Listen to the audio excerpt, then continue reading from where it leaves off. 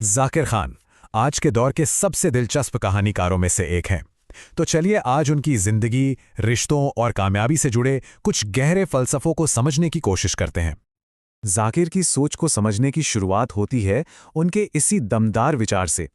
ये एक ऐसा नज़रिया है ना जो सच में हैरान कर देता है और हमें रिश्तों और जिंदगी के मकसद को एक बिल्कुल ही नई नज़र से देखने पर मजबूर कर देता है। जाकिर खान का मानना है कि हमारी हर एक चीज़ की बुनियाद, मतलब हम कैसे बात करते हैं, कैसे चलते हैं, लोगों से कैसे जुड़ते हैं, सिर्फ एक चीज़ पर टिकी है: हमारी अंदरूनी सुरक्षा, हमारी सिक्योरिटी। अब इस बात को समझाने के लिए ना वो एक किस्सा सुनाते हैं, मामी फिल्म फेस्टिवल की एक पार्टी का। वो कहते हैं कि उन्होंने वहां महसूस किया कि उस पार्टी की पूरी चमक दमक के पीछे हर एक इंसान असल में एक गहरी इनसिक्योरिटी, मतलब असुरक्षा से घिरा हुआ था। और यहीं पर उन्होंने दो बिल्कुल अलग अलग दुनियाएं देखीं। एक तरफ थी सिक्योरिटी यानी सुरक्षा, और दूसरी तरफ थी इनसिक्योरिटी। उनके लिए ये फर्क दिन और रात जैसा एकदम साफ था। तो मतलब साफ है कि ये जो सुरक्षा की भावना है ना, ये अपने आप नहीं आती, इसे विकसित करना पड़ता है। ये एक प्रैक्टिस है जो विनम्रता से और दूसरों की दिल से तारीफ करने की आदत से बनती है। और सिक्योरिटी की ये ही भावना हमें उनके अगले बड़े फलसफे से जोड़ती है: बातचीत की कला। एक ऐसा हुनर जिसे वो जिंदगी जीने के लिए बेहद बेहद जरूरी मानते हैं।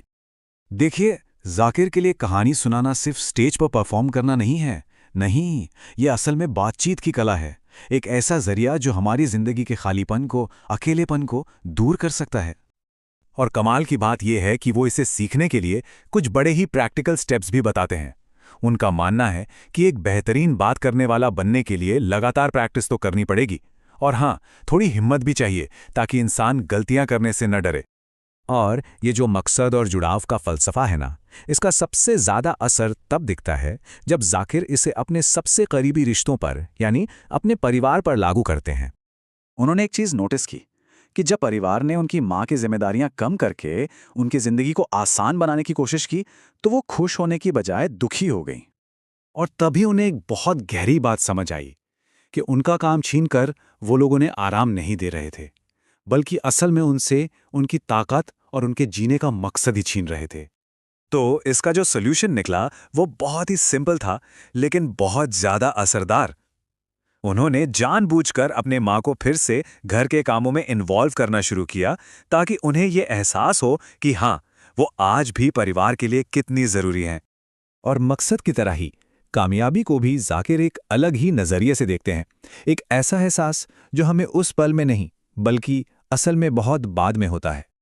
इस बात को समझाने के लिए वो अपने ऐतिहासिक रॉयल एल्बर्ट हॉल वाले शो की कहानी का इस्तेमाल करते हैं, एक परफेक्ट केस स्टडी की तरह। ये शो करना बिल्कुल भी आसान नहीं था।